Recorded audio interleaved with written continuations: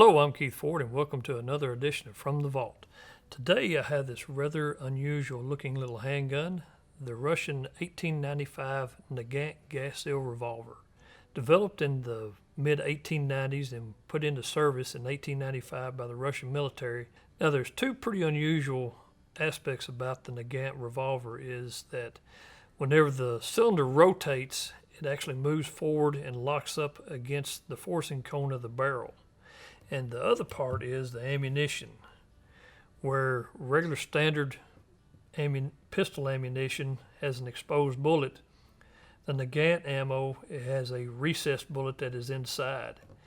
And the actual lip of the cartridge fits into the forcing cone, and whenever the cylinder rotates and moves forward, it performs a gas seal, effectively cutting off any gas coming out to the sides like standard revolvers do.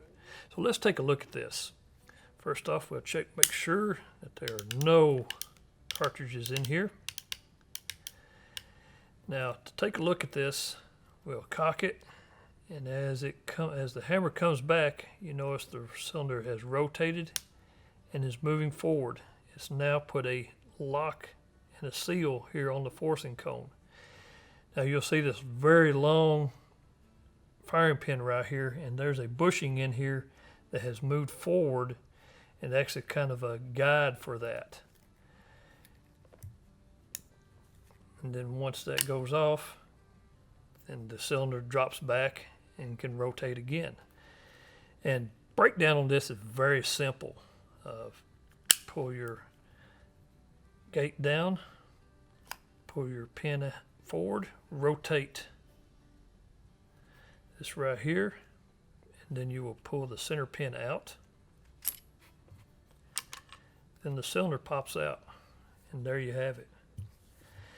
And if you notice on the front of the cylinder, there's cuts in here all the way around, which actually almost looks like how a Smith & Wesson cylinder looks, but as the shell is in there, you can see how the lip of it is exposed, and then once it goes into the forcing cone, then it's sealed up tight.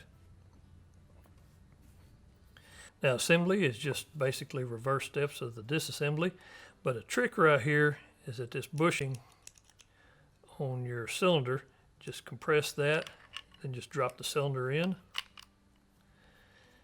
and drop our center pin in, just like so. Then twist our ejector rod down, tighten it up, and there you go. Now ejecting spent cartridges on the Nagant revolver is a little different because you don't have an ejector rod like a Smith & Wesson that cylinder swings out, or like single action on the Colt Single Action Armies.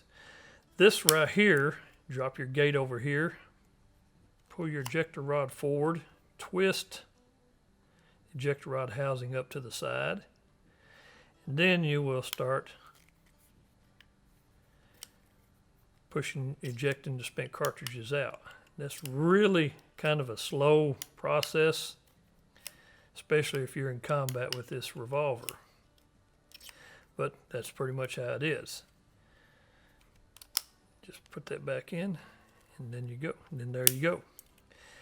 Now, production of the Nagant revolver was from 1895 to around 1898 in Belgium, and then the Tula Arsenal picked up production after the Russians acquired the license and the tooling from Nagant, and pretty much stayed in production from 1899 to around 1945. This was supposed to have been replaced by Fedor Tokharov's TT-33 pistol, but due to the outbreak of World War II and the invasion of Russia by Germany, these remained in service and were produced basically side by side with the Tokharov.